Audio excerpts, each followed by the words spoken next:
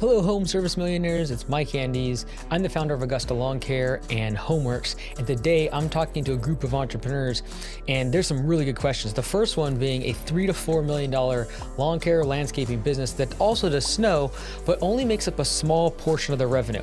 So I'm going to be walking them through why getting rid of snow services might actually make sense for their business and being able to focus on their strengths instead of deploying all their energy, all their concern, and increased liability on the part of the business they hate, which is snow. Let's go ahead and jump into this Q&A session with new members from Homeworks. I'm Lindsay. Husband and I own Southern Touch Lawn and Landscapes in Bowling Green, Kentucky. We do 3 to 4 million. Like we did over 3, not quite at 4, but growing constantly. We've been in business for 15 years. My question is not necessarily like a growth question. Mine is more of an operational question. I think our weakest link in our business is snow removal. In Kentucky this last year, we had a crazy winter, lots of ice. Was wondering if in your book or any of your resources you had suggestions on optimizing that area of business. The snow specifically? Yeah, it's just a lot different than like, we do everything on like routine maintenance. We utilize the level billing. Everything is on a yearly contract. We have residential, commercial, all of that. But it seems like every time we have, a big, huge snow event, excuse my language, it's always a show of getting people where they need to be. And me as our office manager, I'm kind of in charge of developing those systems for us. And it is the one thing that is most frustrating for me, for our customers, and was wondering if anybody had any good resources, and if you guys could offer any advice on that. Yeah, like ultimately, especially your scale, like the biggest question is what percentage of 3 to 4 million is snow? I would say 2%, honestly, because in Kentucky, you just never know what you're going to get. It's not something, I know in northern places, like it's built into the contract and you get snow regardless of whether you're doing the service or not. In Kentucky, I mean, we could get dustings some years, we could have enough snow for 20 inches through the season. So it's kind of one of those pay as you go kind of situations. But when it happens, it's always crazy, and there's like, how do you keep enough salt on hand? How do you know how to predict that? How do you have enough plows on the ground? Like this year we operated 20 plows on the ground. We have over 100 customers. They all have different trigger points. Some are commercial, some are medical. We got to be there within 30 minutes. And it's a lot to manage when it's not something that we do regularly. And so I think, just having more knowledge about how other people operate and how they dispatch and how they structure the service would be super beneficial for us. Lindsay, here's how you solve it. You cut it. Really? It's such a small percentage of your revenue, and it's taking up so much of your mental space. Yes. Compared to just focusing on the thing you're really good at. Like we can focus all day long on 2% of this revenue. Let's say it's a big year and you make 5%. If you took all that mental bandwidth, and by the way, your insurance is probably double because you have this service. You're not making money on it. It looks profitable on paper, and that's the logic you're telling yourself. But the mental space that's taking up, the amount of training it takes for all these crew members that you have to like bulk hire them and then like train them all up brand new because they haven't done it before, as well as the fact that your insurance is likely double because of it. So cut it. Like ultimately, if you're trying to create a business, like when we create systems in a business, it's standardized and simplified. Snow is the exact opposite of that unless you live in a market where it snows 20, 30 times a year. Specifically in Louisville, we even own it there. Like we know this market pretty decent. Like you could have 30 inches of snow and you could have nothing. And that's the worst business to be in. It's seasonal down to the day and the week. Like I don't want that business. And if you would have said 30% of revenue, I would have started giving you several resources and here's how to make it more efficient. And here's some dispatch stuff. And 2% of revenue, if you just took all your mental space that you've been thinking about it and causing a pain in the butt and just thought about all the things you guys do really good at, obviously at 3 or 4 million, and you just put more time and energy towards that and serving those customers well, you'd grow more and you'd make a whole lot more money and you'd have less stress. Okay. You ain't got to tell me twice. I was like, I never want to do this again. Don't do So it. yeah. Don't do it. At 2% of revenue, Okay. Lindsay, like the only thing I would say is I would only keep snow if it's hinging 30% of your revenue because customers are requiring you to do the snow contract. Right. Like big commercial factories, those kinds of things where you're getting, $100,000 contracts a year, it would be beneficial to keep that. And I would asterisk that by saying I would look at how much direct revenue do I get, how much impacted revenue do I get, and it likely still makes sense because it's going to impact, I'm going to guess 10 to 15% of revenue that you just still sub it out. Yeah. Yeah. And that's what we do for our plows. Like our plow operators are subs and we sub that out, but still from a. You have plows. You have the plows, right? No. Well, we do have a couple on hand, but no, they provide the plow. So it is like essentially just a like operations, like me dispatching this to them and, making sure that my salt crew, because my crews are our salt and our shovel. So our people within the business are the ones who do the salt and the shovel service, but then we contract the plows out. So being able sounds to horrible. it was Lizzie, it's 2% of revenue. It's 2% it was a of revenue. nightmare. Okay. Like, look, you know how much bandwidth you unlock when you take stuff off your plate when you have a $4 million business? If you would increase revenue by 20% of the core part of the business, if you didn't have to think about 2% of the revenue. This is the easiest one in the world.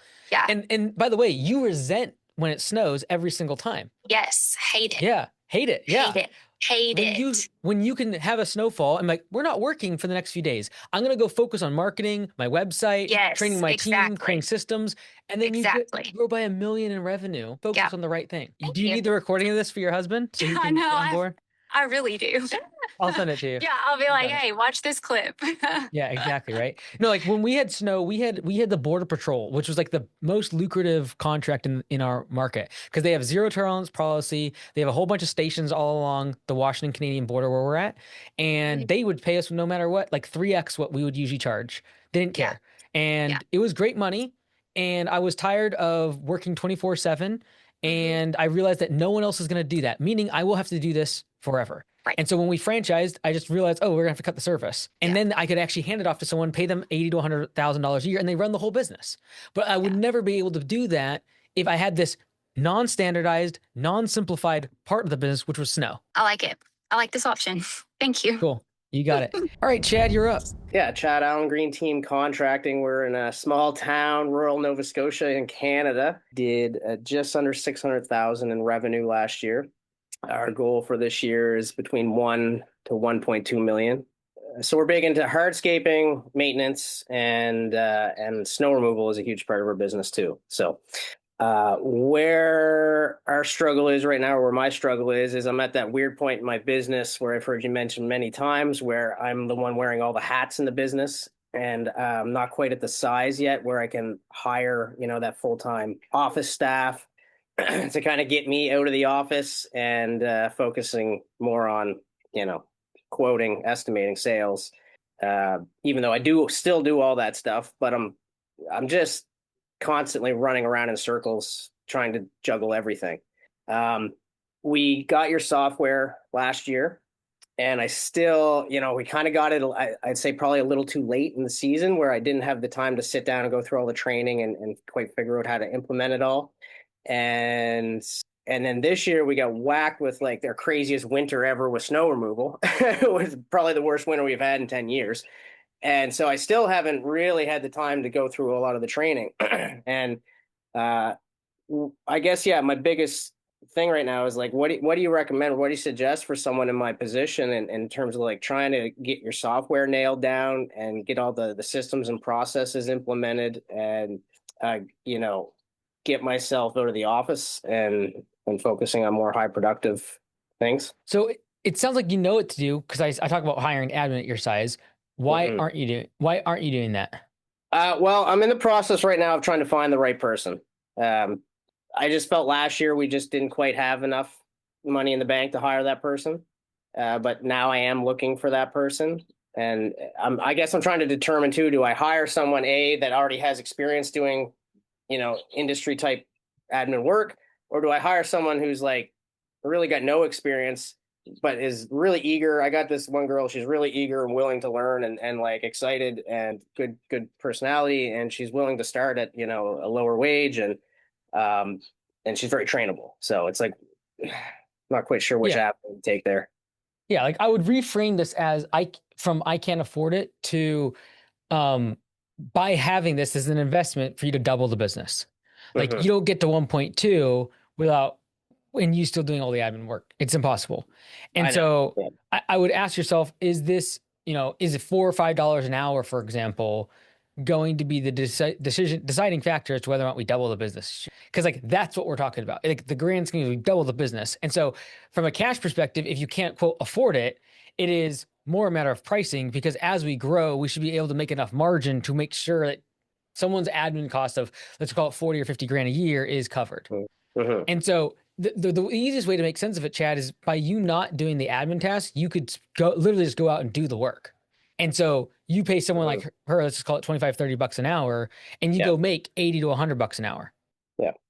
And so I think in the immediacy, you will grow the business and you will make more money if you hired someone to do tasks that you're currently doing that you can get replaced for 20 or $30 an hour, and you go make 80 to $100 an hour. Hmm. Yeah.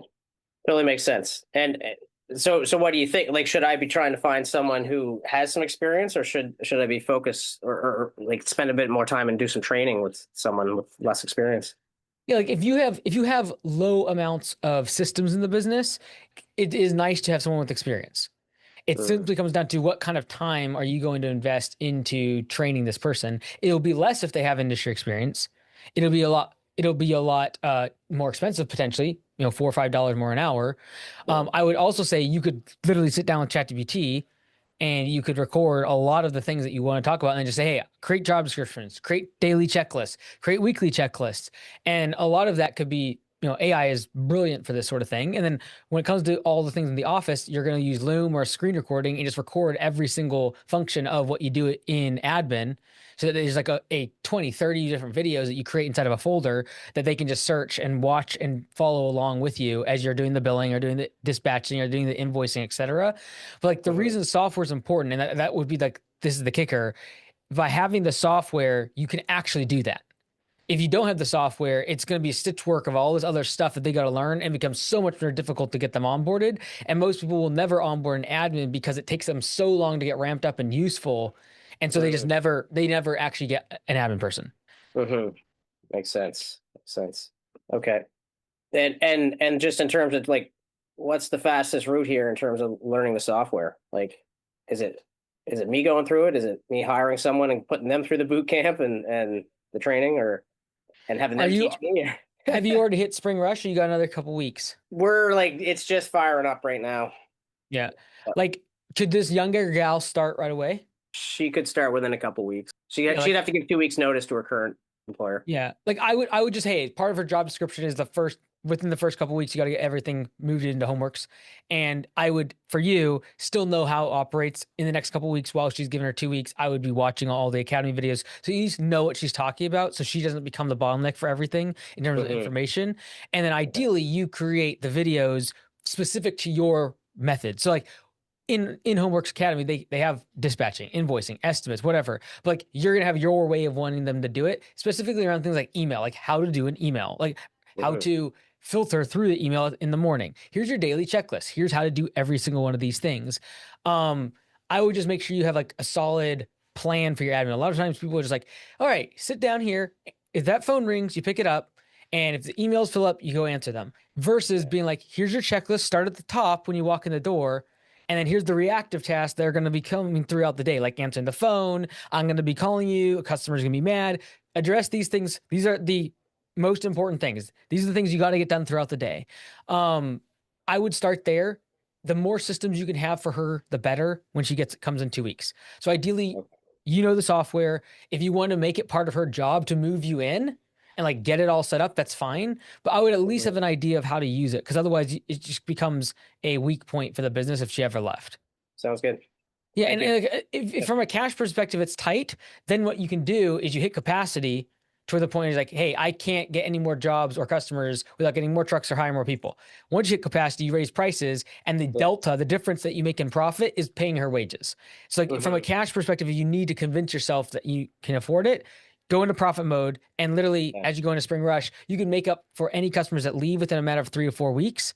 And so I would just sometimes use profit mode as an excuse to go spend more money on the thing that unlocks a double in the business. Sure. My accounts receivable would tell me that we have the cash available for it, but the bank account would tell me a different story. So, And it's like a chicken and egg game, right? Because by having the admin, your accounts receivable should be lower. You have more cash in the bank. It's true. Yeah. So one thing you can do if you have a really bad cash receivable and you're getting an admin person is tie their incentives for the first 30 days to how much they collect. So like, let's just say, for example, you have $60,000 owed. Well, how much is it, Chad? 80. Woo! Okay. So like, you could be like, hey, we know anything above 1% of revenue from the last year is unacceptable. So like $6,000, anything above that, not good. I'm willing to give you a percentage of everything you collect in your first 30 days.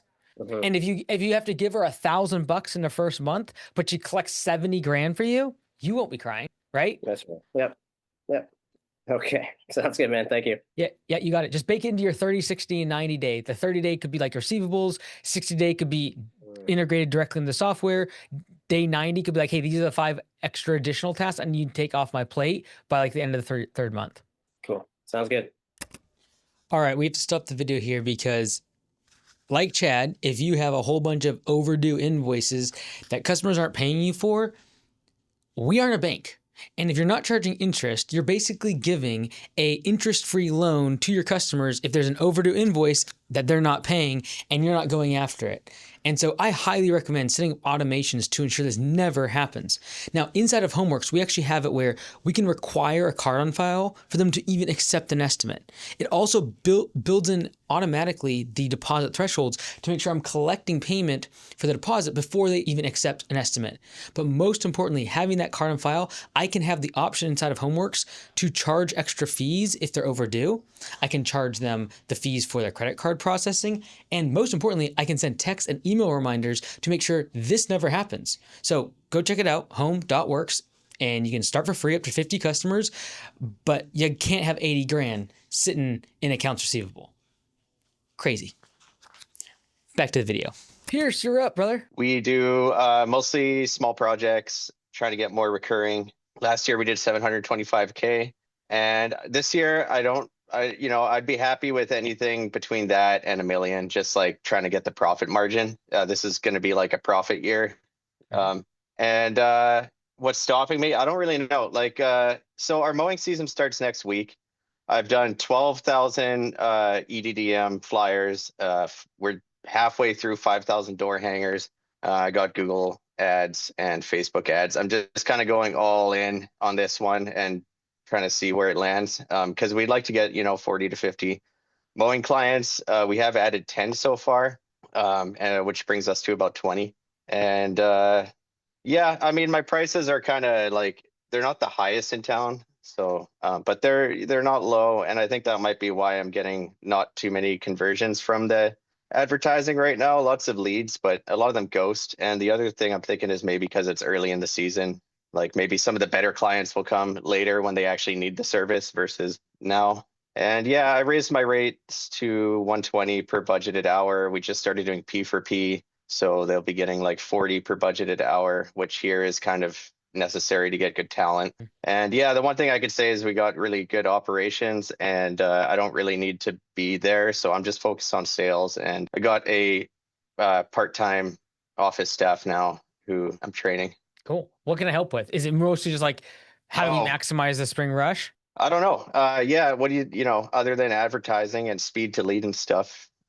Yeah, like when we think about sales, operation, admin, the fact that now you have admin cover, you have great operations, you being in the sales role should be able to get the business to 1.5 million, 1.2 easily. And so, so I like the instincts of like, hey, we're going to kind of go balls to the wall with advertising and growth, because you have time, right? And so I would say, I I would really look at your sales process in terms of speed to lead. How can we improve that? Because now you have the time. I know it makes it challenging with the way you have the island set up there. Secondly, I'd be really, really lasered on your automations and your estimate follow-ups with phone calls. Like, are you calling customers the next day after an estimate's been sent? Yeah. Yeah. Cool. Yeah. Yeah, like so, and when you do that, what percentage of people are picking up? What's the reception of the phone calls? What's that look like right now? Yeah, I'd say there's a decent amount of ghosting and stuff going on, but it's to be expected when we've raised our rates significantly. But I just try to just be really helpful and have the best customer service. So I guess that's not going to go with everybody, right? And yeah, we definitely been getting more leads here. So it's kind of like you said, we could do 1.2 million. I'm just trying to see where things land because lots of leads right now, but depending how many actually convert would mean getting a truck and hiring 2 employees, you know? True.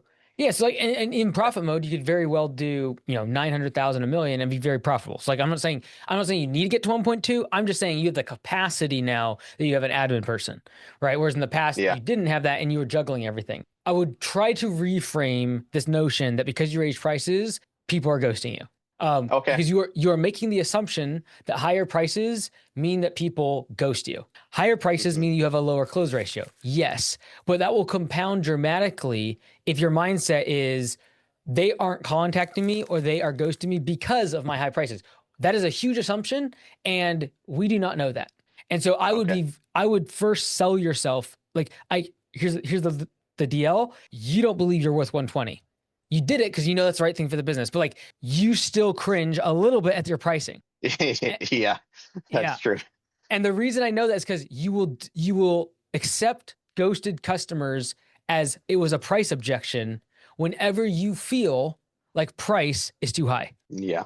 And so I need you to sell yourself first on the value of your service, because there's no way in the world you're picking up the phone or pushing the second, third, fifth, eighth time. I just saw an estimate down the other day, closed on the 12th follow-up, a $5,000 job. 12th follow-up, 4 phone calls and 8 texts and emails, and then they accepted the job. Wow. Yeah. And so That's true. But the reason is because that owner truly believes they're the best option for that customer, and they pushed. They kept calling, they kept texting, they kept emailing. And so whatever you got to do to convince yourself of that, whether that be looking at chucking the trucks around you, looking at your website versus everyone else and realizing like, oh, it's a very big difference. Looking at your reviews versus everyone else's reviews, realizing that what you sell is not just saving them time. It is peace of mind, is insurance of their asset, is all these other things around status in their neighborhood, pride of ownership. That's what you're selling. And so to you, Pierce, to you, it's expensive. And that's evidenced by the fact that you don't have the conviction to pick up the phone, push, ask again, text them again. And I'm going to go out on a limb and say you might call them once, but you're not calling them the next day. And I also venture to believe that when you give them a call, and I only say this because I love you, I just want to see you win. I would venture to say when you're calling them, you're saying, hey, did you get the quote? Do you have questions? Yeah. Yeah. I want you being, hey, this is Pierce. I got a spot available next Thursday. Sorry, I hit your voicemail. I know it's really important you get this on the schedule, so I'm going to go ahead and reserve next Thursday for you. I'll give you a call back tomorrow to confirm that. If you get them on the phone, like, I've got to think about it. I've got to talk about my spouse. Great. I will still reserve the spot. I know it's valuable to you. I'll call you back tomorrow. You stay in control. You don't ever say, hey, if you have questions, call me back. You don't say, did you get it? Yeah, we got it. And we'll call you back when we want to. Now you're out of the driver's seat. So inside the book, I have like a list of 20 things of like follow-up phone calls, and they're all designed to where if they say no, I still can call them back tomorrow and offer something else. Okay. Sounds good. Yeah, I did try to order that book, but it never shipped. I'm going to try again though. Maybe What? it's The just Copy and glitched. Paste Millionaire book? Yeah, it never shipped. Amazon? Yeah, I don't know. Yeah. Man, Yeah. you got to figure stuff out for the Canada Post, man. What's up with that? I know. Yeah, I'll try it again. Yeah, You can also if you go on to Mike AI, just like mikeandys.com/AI, if you go there, you could just ask it like, hey, give me the 12. Here, we should just do it right now. This will be fun. Give me 10 ways to do a follow-up phone call, not weak. Like, did you get the quote? All right, see what it says here. You got a last spot available on the route. Propose a specific date that opened up. Tell them that the crew loves that service. The schedule's filling up and you want to prioritize them. Oh, it's reading it to me. Mercy. Could you hear that? no. You couldn't hear that? If you click this No. button up here, you can hear me talk, like say the words. It's crazy.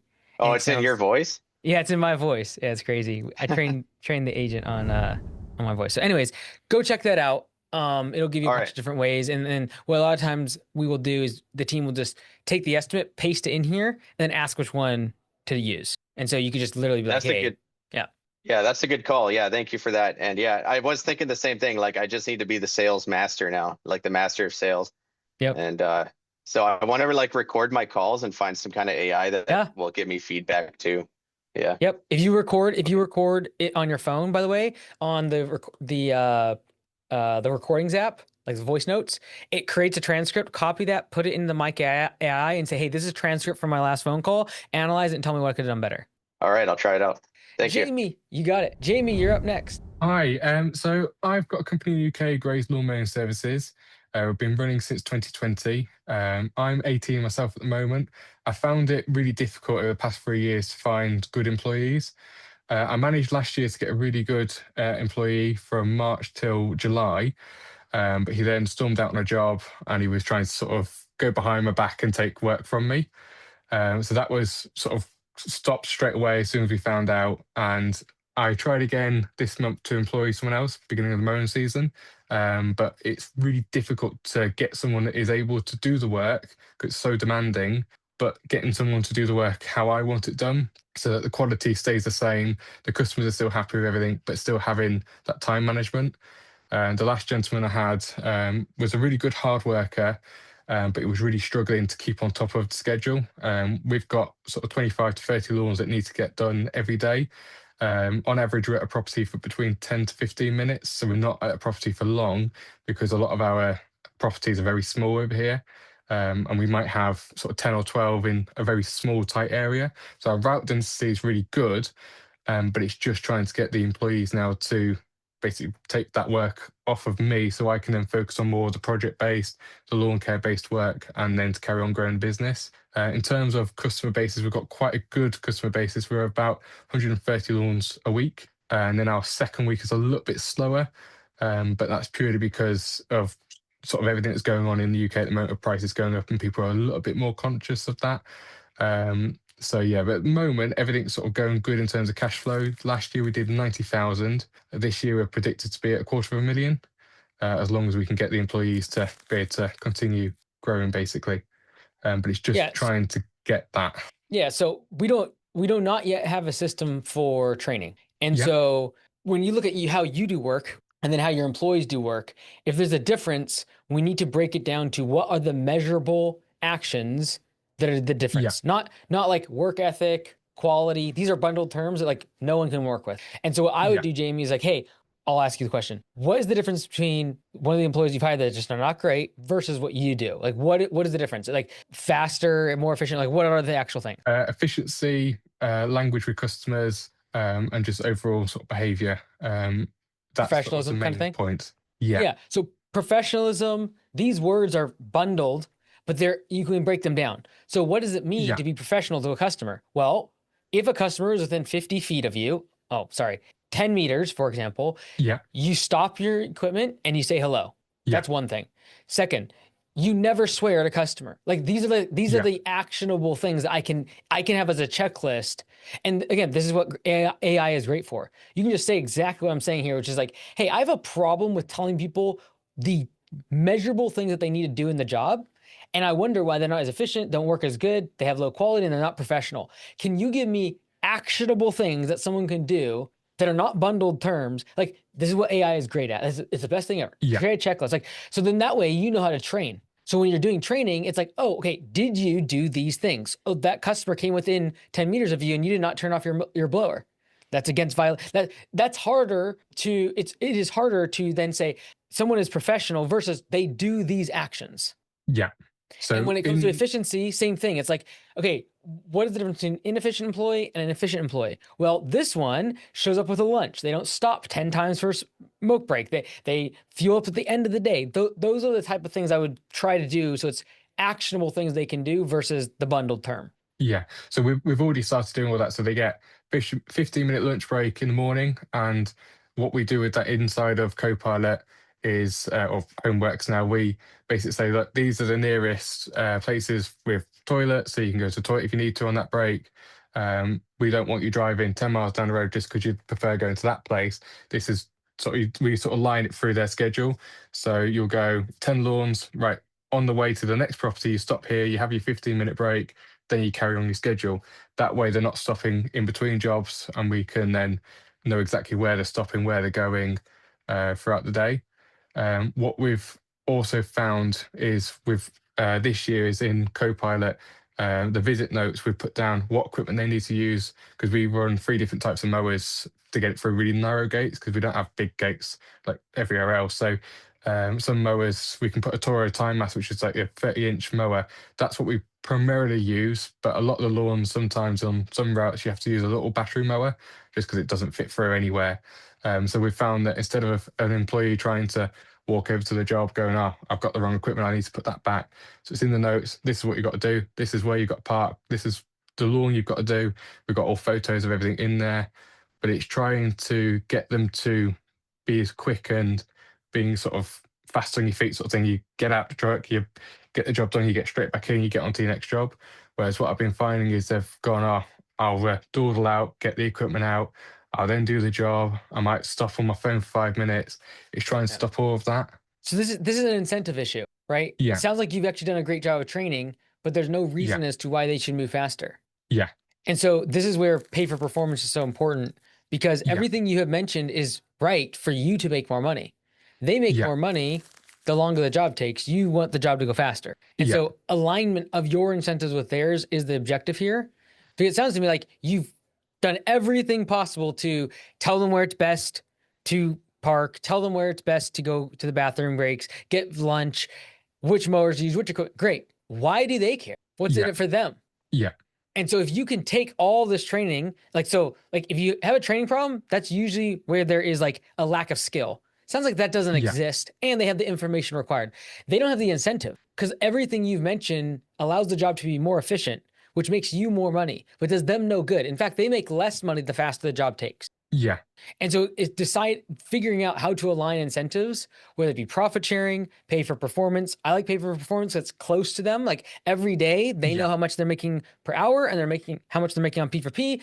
And they know that the faster I work, the more efficient I make more money. Yeah. So I've got the Pay for Performance book, actually. I need to start going through that.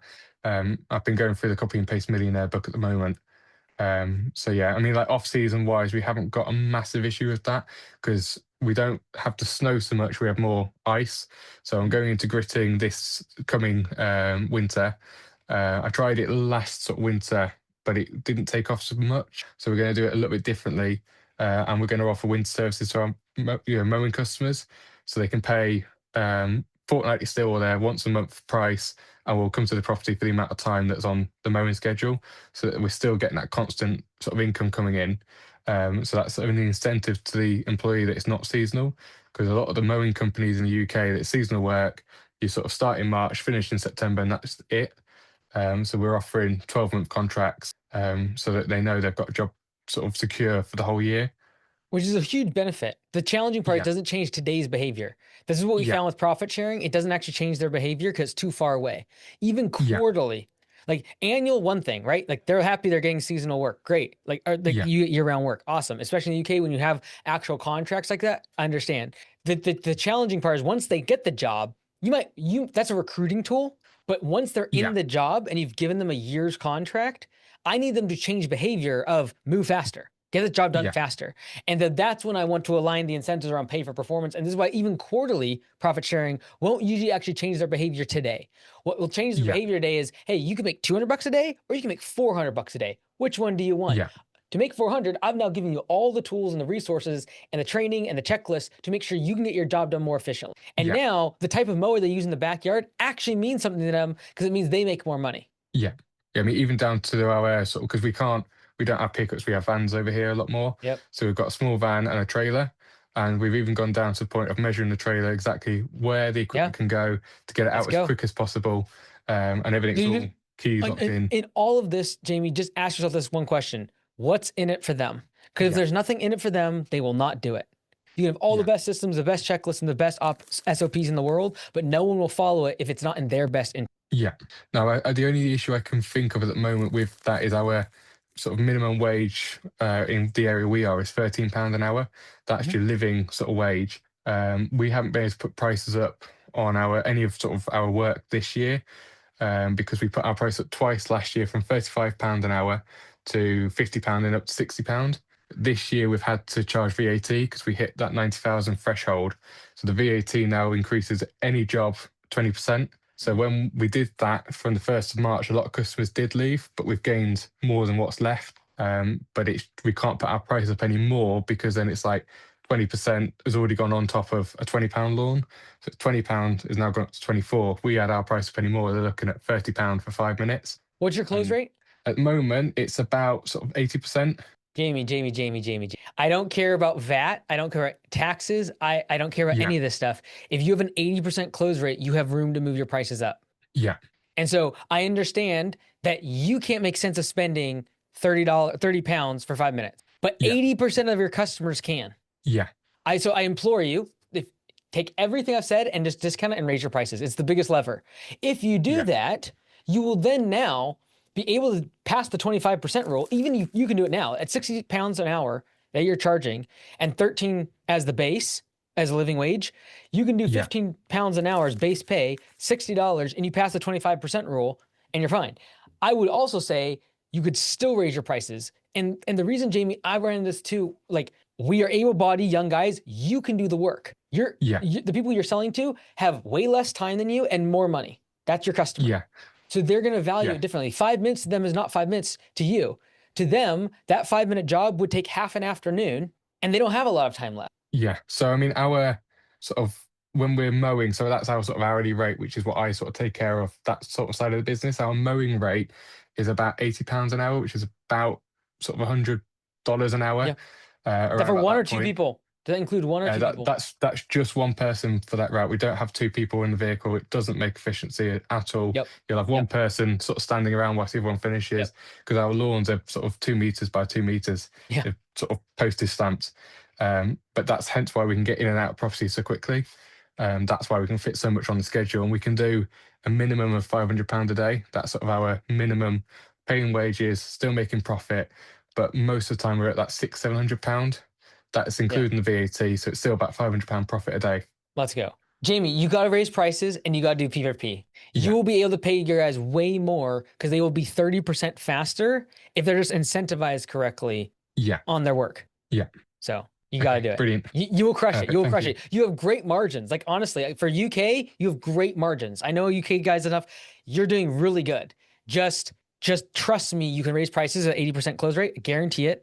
And I don't care about the economy. I don't care about any of that. If 80% of people are saying yes to your quote, you need to raise prices. Yeah. And secondly, is with that increased margin, you will be able to have higher base pays than your competition and have pay for performance.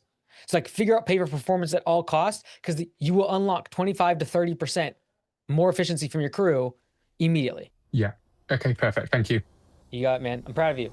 UK is tough sometimes. Hey everyone, inside of the book, Copy and Paste Millionaire, I talk about the P4P system being so instrumental to be able to have the business run without you, where your employees are paid based on how hard they're working. If this is something you're interested in, within a matter of a minute per employee per day, you can pay your employees based on how hard they work and not based on how many hours they worked. So go check it out, p4psoftware.com. The first 30 days are completely free, so you can make sure it's working for your business. Set up a call with Lael, our support system here, to be able to make sure it's implemented in your business correct. Sean, you're up. Go ahead. Let's start with Angie's List. I belong to it. I'm paying a lot, $875 a month. But I got 3/4 of my business, and I just started the business last year. And 3/4 of my business has come from that, either directly from Angie's List or referrals. Actually, more referrals now than Angie's List. I really am not happy with Angie's List because they have now started doing opportunity leads where you're paying on top of that monthly payment. I feel like I'm getting ripped off. So Angie's is great because you can pay someone and get leads tomorrow, and they're actually usually pretty decent leads. The challenging part is the worst thing that can happen is you begin to grow because now you start building infrastructure and dependency on their lead flow. And so The reason the website is always the most important thing is because that cost does not go up per lead. So when you get 100 leads or 10 leads, you pay the same amount. I Right. don't want you to be paying the $800 plus per lead. So as you scale, you will, like, I see this all the time. People spending $1,500, $2,000, $3,000 a month to a company like Angie's, Thumbtack, etc. And it's because they Mhm. built the infrastructure. They have an office space, they have an office person, they have an estimator, and they need to keep enough leads coming in just to keep their crew busy. Specifically, if you don't have recurring work or you have not built a back end out to upsell a customer. The one time I'm okay with something like Thumbtack or a pay per lead service like Angie's is if you have developed a system to be able to upsell a customer and keep them in your ecosystem after they originally come in. And so there are some of our locations, Well, for that's example, what. go ahead. Go ahead. No, that's what I'm doing. And it's all recurring work. It's all Yep. snow removal was actually really good with Angie's List, and I was doing contracts. I guess where I'm at is I'm just tired of paying the $875 a month, and now that they're making you pay for opportunity leads on top of that, it just seems like and I don't know if I actually need it anymore with Homeworks web design and just a referral program too that's really working out. So the thing is, right now, if it has built 3/4 of your business Right. off of, I would not cut it. What I would do is start replacing it. And then you'll Okay. eventually come to the point where, like, okay, now it's 50%, 40%, 25. Okay, cut the thing. Because now you have the confidence that when you deploy that $1,000 towards some other opportunity vehicle, you have a higher output. And I'm so locked, I would and go ahead. I'm locked in till August, so I think that's what I'm going to do. I'm just going to run it out till August. By that time, I'll hit capacity, raise prices, like you said, and go from there. And by then too, you'll be in the cadence of sending out monthly emails and text blasts to where when you're slow, you go out and get 20 estimates. You Right. send out a text, you have a seasonal offer that you have for every single month. And doing that gives you the confidence to get off this like IV drip that is costing a lot. And Right. trust me, that just gets more and more addictive the bigger the business gets. Hmm. So I went to a business last year that did about 1.5 million in revenue, and about 700,000 of it came from Angie's and Thumbtack, and it was a very painful process to decouple all of that because he was paying $3 to $4 grand a month in these lead costs, and it took a couple of years to fix. So the worst thing that can happen is you scale where it's still 75% of your leads are coming from that. I want you to just slowly decouple. You got till August at least. My hope is that Right. by then maybe 15 or 20% of the leads are coming from them. And yes, it's a lost cost for the next few months, but we basically have this 6 months to figure out how do I upsell customers? How do I by then your website should have 30 to 50 reviews. Leads should be coming in, and then it's like, okay, the opportunity is now gone. Yeah, no, I think that's kind of where I'm leaning towards. I mean, between joining Copilot and leaving Jobber, getting a better website with lawn care web design, and joining Copilot, I just see it kind of moving in that direction. And a lot of my business is referrals now too. So just doing a good job and getting that built up, I think will help. Thank you. You got it. All right, Corbin, you're up. How's it going? We started in 2020 as a side hustle. We started taking it seriously in 2024. Last year, 2025, we did just over 100,000 in revenue with 20% profit.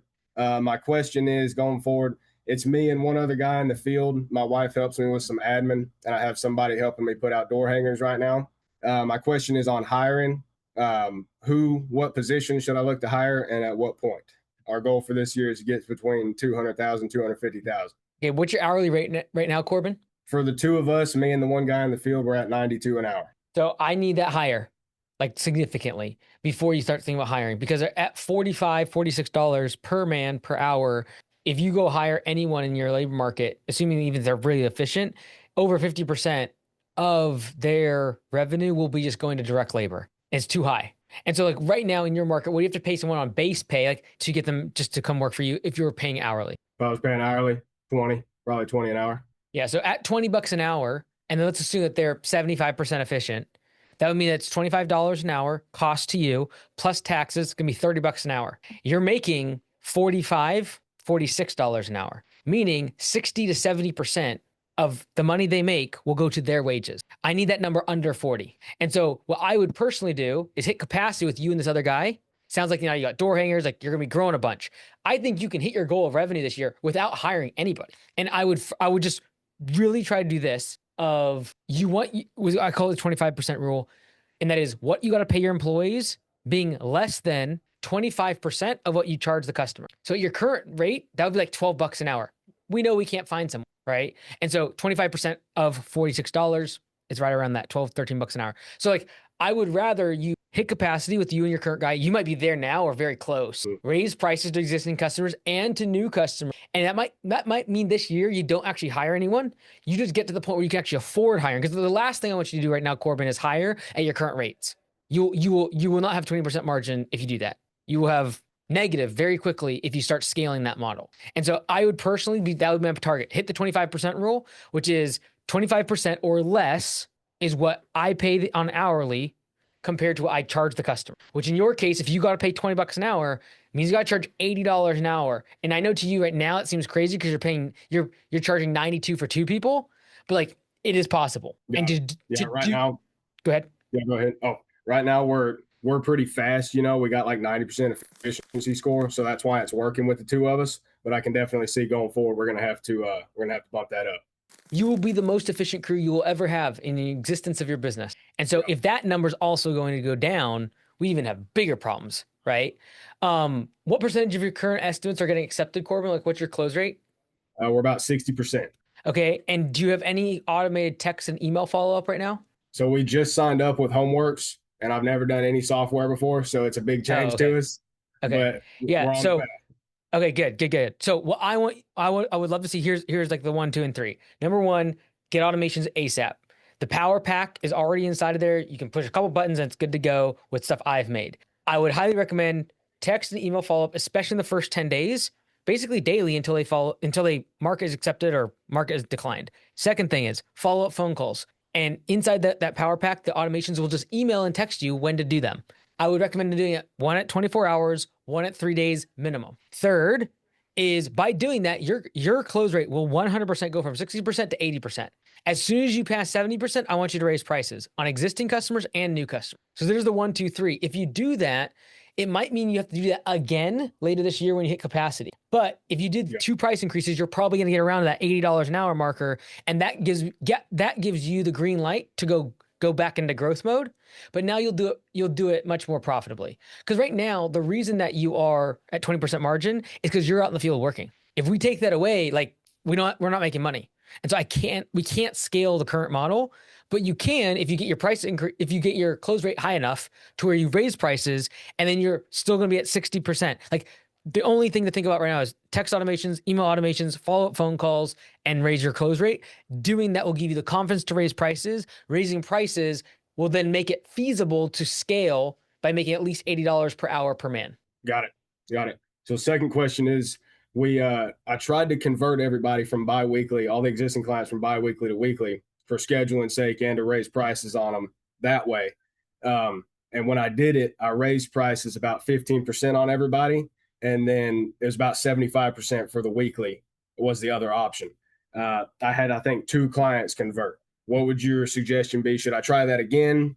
Should I make the gap wider? Should I forget about that for the time being? What would you suggest? I think I'd forget about it for now because the biggest lever is getting to capacity and raising prices. Like, are you right now overwhelmed with work, Corbin? So or could you take on just operations? You and the other guy working, could you take on 10 or 15 more customers? Yeah, we could. Cool. So I need you to determine exactly how many customers. And when you hit that number, you know you're raising prices. That's capacity, right? And I could go into budget hours, but I'm going to go out on a limb and say, because you have that in software, you don't know budget hours on every job.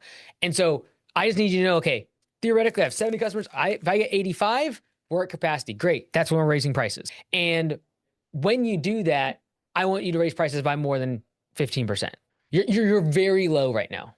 Very low. Like, which market are you in, Corbin? We're in Hot Springs, Arkansas. Okay. Yeah, like you can go higher. So yeah, he started at 60. He's up to 85. So like you can definitely go higher. It'll come down to your confidence of the lead flow. And that goes back to the estimate follow-up, automations, follow-up phone calls. I will also say, if you want to have more confidence and juice this faster, you make sure your website's dialed in so that way you're also getting more leads in addition to having a higher close rate. Got it. Yeah, the website's been up a little less than a year.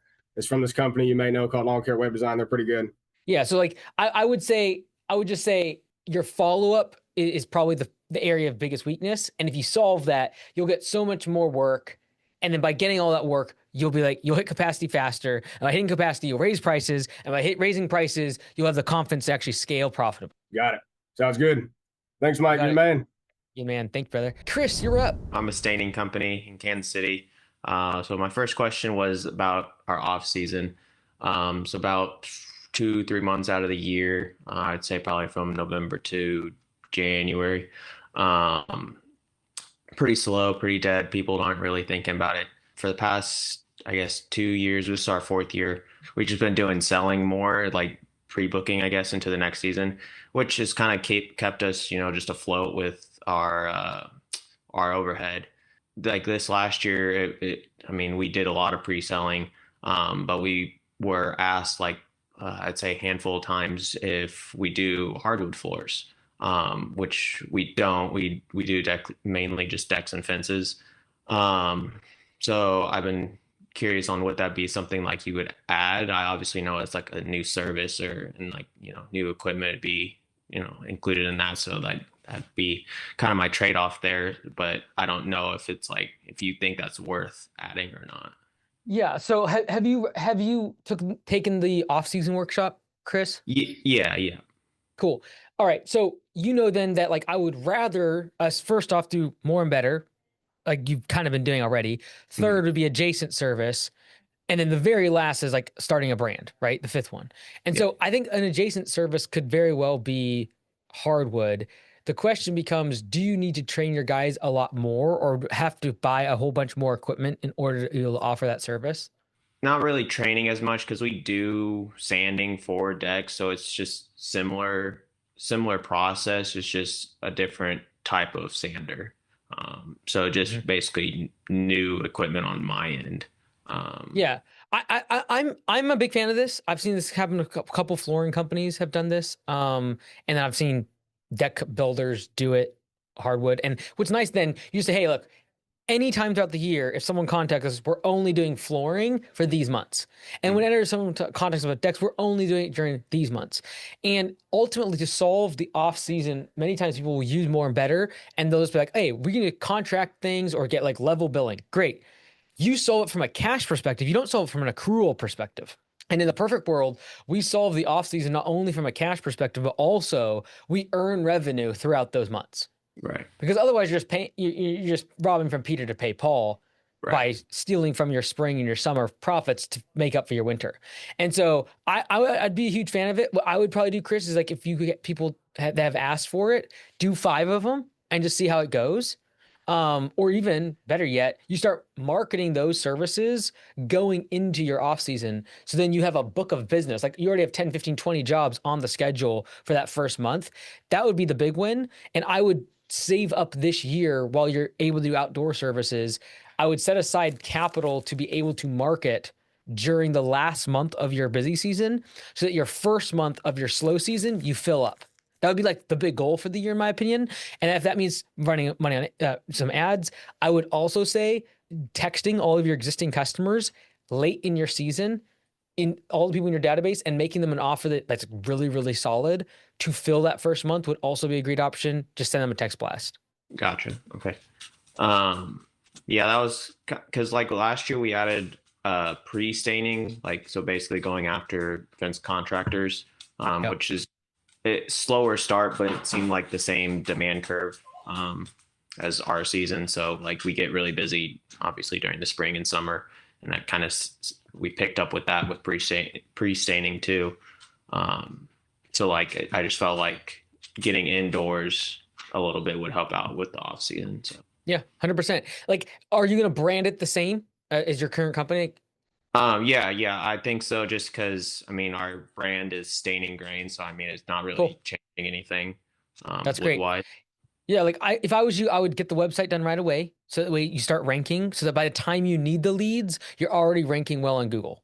So I would get the service pages done now, change any pictures you need. If you want to add some video, I would also say you basically need 2 versions of your website.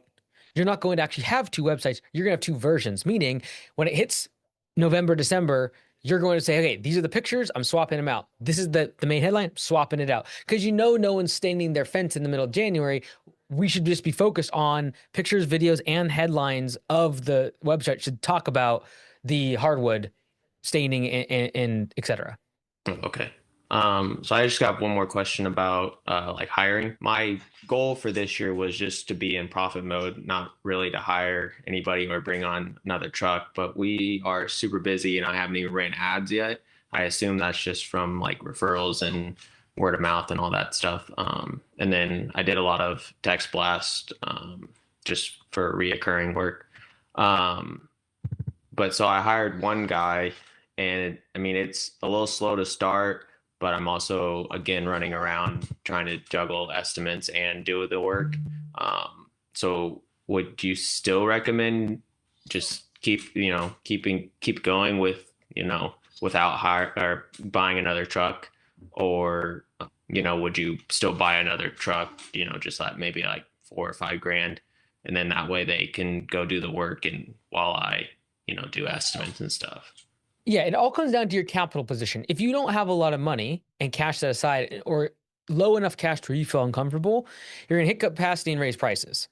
If you get to capacity and now that you just hired one person, you essentially probably raise your capacity by 70, 80%. I want you to know what that budget hour or revenue amount is, what is capacity? Because the capacity for you in the past was basically you being super busy. Now we need a number. And this is why we have budget hours on every single visit, every single to-do, every single meeting inside Homeworks. And you see it on the calendar and the dispatch board for every single week, because it is the determining factor as to whether or not we hire someone. Just because we're busy doesn't mean we hire. We hit capacity, and then we have the question of, do I go raise capacity by hiring people, or do I go into profit mode and raise prices? Now, there is a hybrid of this, Chris, which is you hit capacity, you raise prices, and by raising prices, afford the ability to go buy that other truck. So for example, let's just say you have to finance the thing. It's $800 a month. Just throwing a number out there. $800 a month for this truck. Let's just say $1,000 with insurance, storage, whatever. $1,000 a month. If you're able to get recurring revenue, and by you raising prices, you draw $4,000 at the bottom line, you can actually go into profit mode to afford the ability to increase your capacity, i.e. buy another truck, hire another person. Okay.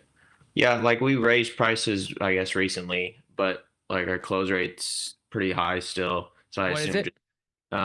this year it's at 76.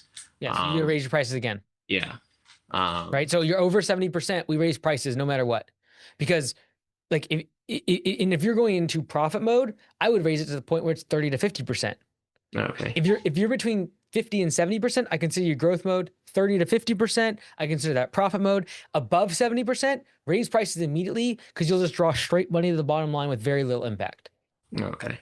Which I mean, I guess that's kind of where I've had the problem, because last year was different. Like we raised prices towards the end of the year, and we're at 40% ending the year. So like it was the same prices. But now we're at 76 with the same pricing. So I just assume like I just keep raising them. Yep. There is no rules as to how much money you can make on a job. The ultimate determining factor as to whether or not you are quote too expensive is if whether or not people say no to your estimates. And when 77% is saying yes, I don't care what the competitors charge. I don't care what customers say. You're underpriced. Gotcha. Okay. It's a great place to be, because if you said everything you said and like, oh, we're only closing 25% of people, we got to look at our sales process. There's way more things we got to fix. But when you're closing 70+%, the fastest lever in the business is raise your prices by at least 20%, and you will probably double your profits overnight. And then that doubling of profits allows you to go buy the truck, hire another person, extending capacity, and now you scale profitably. Right. I gotcha.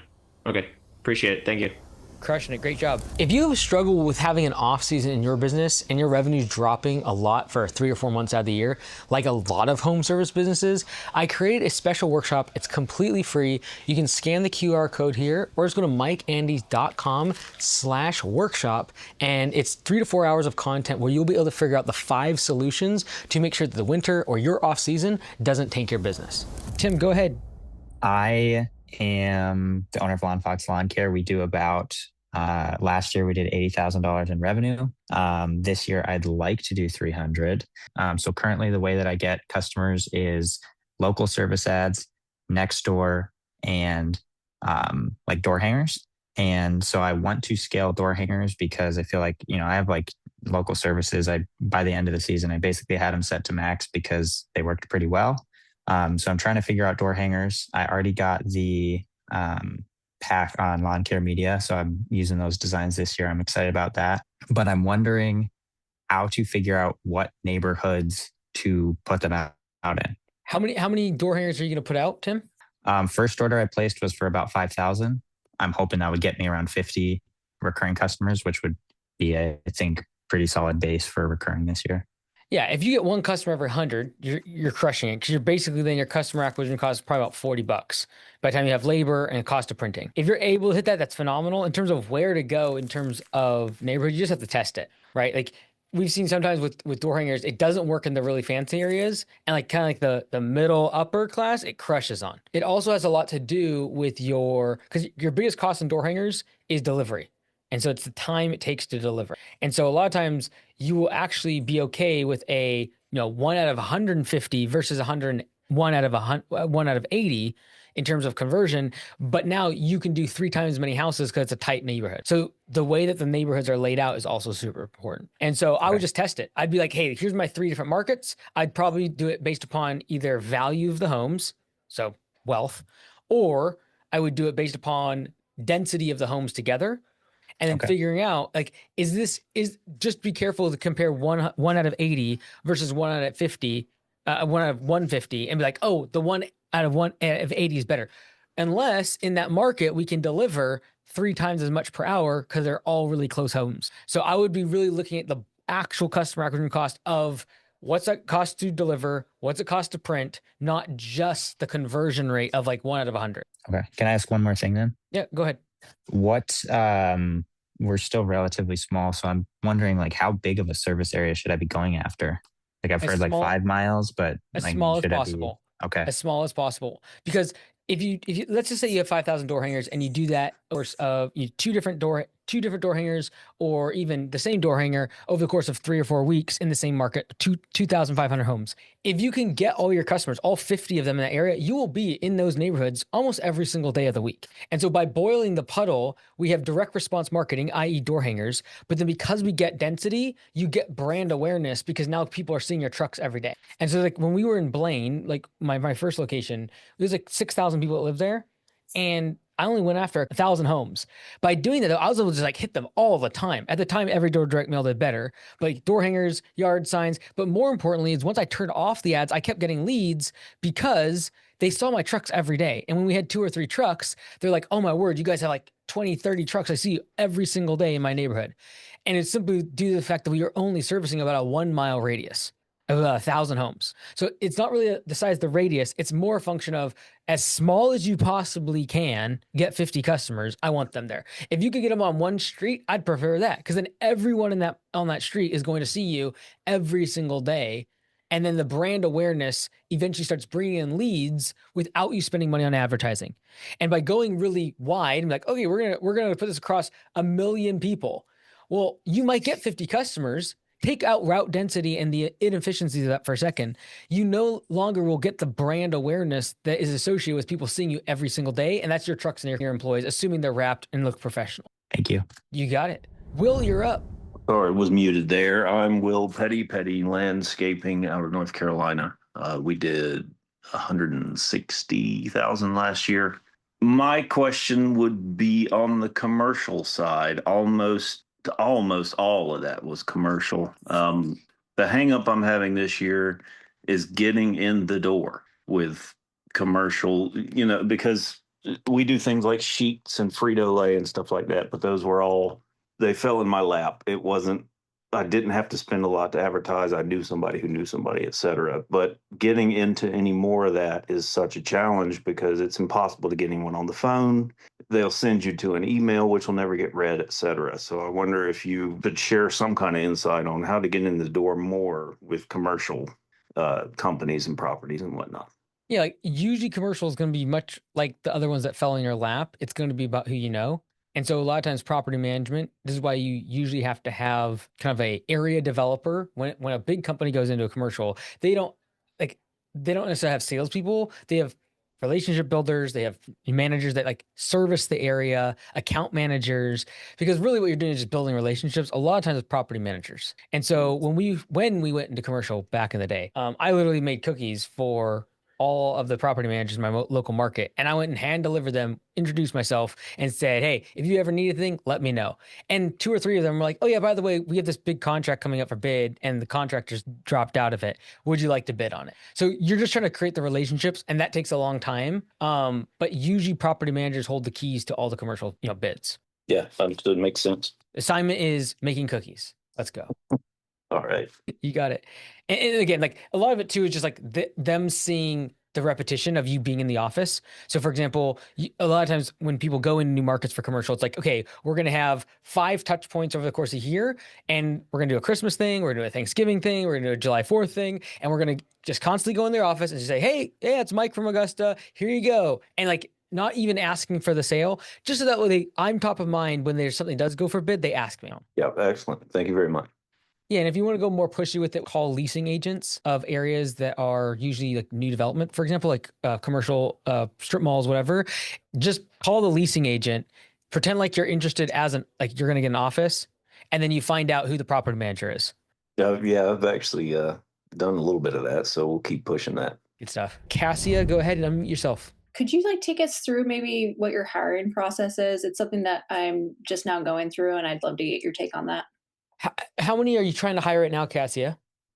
Looking at hiring 2 more electricians. Got it. So with electricians, you have a higher skill level, usually lower volume of candidates.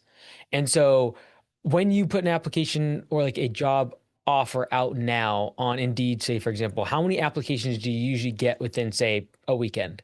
I had about a half a dozen.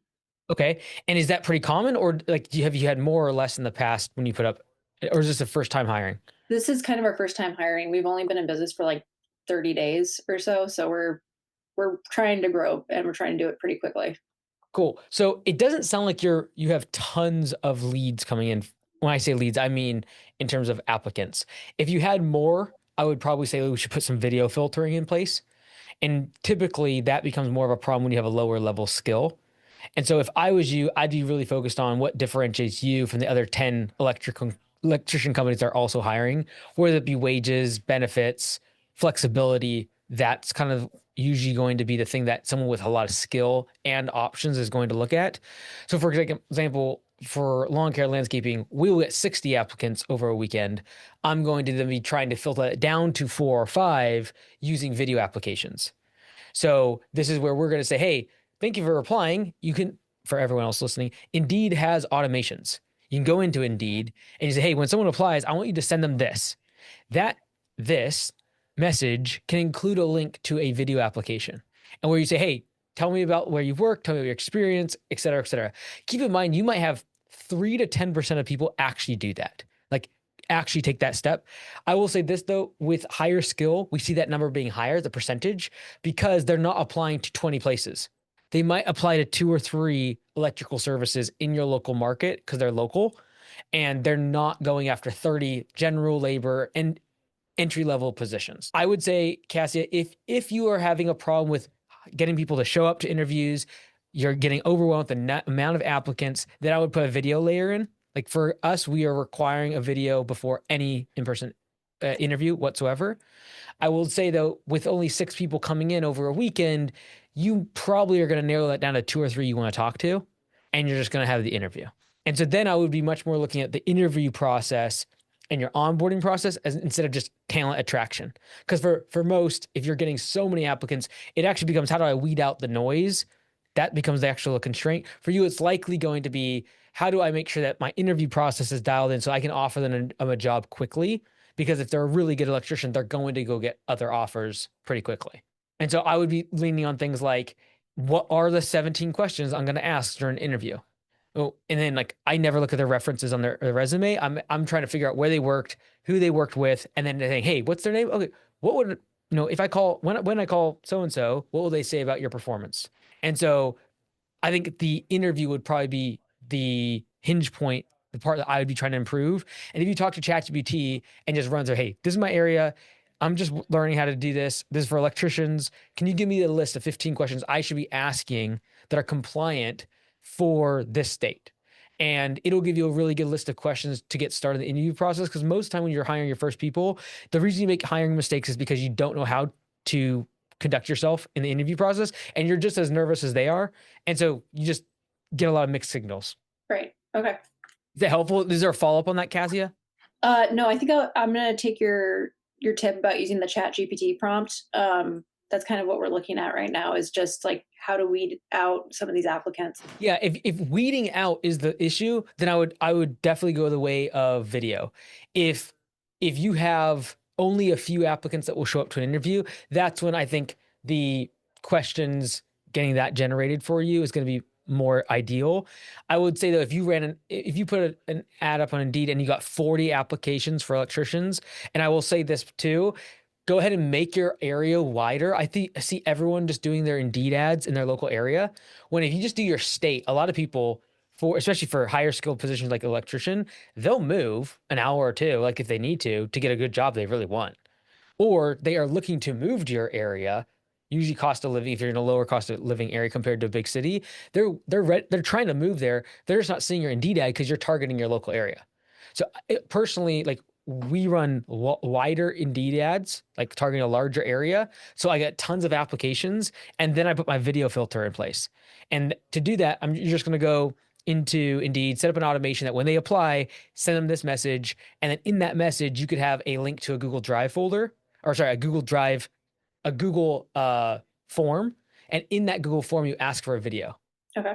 So I've made other videos on like what that should entail exactly, but that would be like the cheapest, fastest way to. We use Spark Hire, which is like a video software specifically for this, and it uses AI to like synthesize the best applicants. You don't really have to do that. You can usually get a Google Forms to work just fine. Okay. I guess I do kind of have like one follow-up, if that's okay. Do you have any like third-party companies that you guys are using to like vet these employees before they're onboarded or anything like that? We don't. Like, again, I would only be looking for that layer of filtration if you had so many applicants. Like if you told me, hey, I got 100 applications, then you can start putting more filters in. I'm concerned with even putting the video application. If you had 6 on a weekend, you might get one person that submits a video. I just meant like right before they're onboarded, like for background checks or for like job verification, like as a third party, as opposed to like calling the company, which obviously like can do. Yeah. There's a whole bunch of them. Check is a really good one. It's probably the biggest for background checks. Probably the fastest too. They're just the big player right now. So Check, I would recommend them. There's other ones that are good for specific industries, but job verification for me is much more of a matter of like, can I call your previous boss, or like maybe not the one you're working for now, but like the one that you used to have, like. Do you have a certificate for something like electrician? Like those are the more tangible things. I'm personally looking at more input-based questions on the interview. So output would be something like certification, years of experience, where did you work? I'm looking for like, hey, who in the electrical space are you following on Instagram? You know, what books or recent education did you take about electrician, like in our industry? If I have good inputs, I don't really care about the outputs because the outputs can be faked. Anyone can go to school and get a certificate as long as you paid the stinking, technical college. Like, so same thing with years of experience. Years of experience, cool. Like, who knows how bad of a job that company was doing, right? And so I'm usually, especially the higher up in the company we go, I'm thinking about input-based questions around, what was the recent time you had a project and you figured it out on YouTube? Because you don't want to be the bottleneck for any time someone needs to figure something out. Yeah. What was the last book, podcast, or YouTube video you watched about our industry? These are the type of things that they're not expecting, and I can tell so much as to whether or not they're going to be improving in their role versus asking me for every single bit of improvement that they need. Oh, that's awesome. Thank you. Yeah, that's perfect. Got it.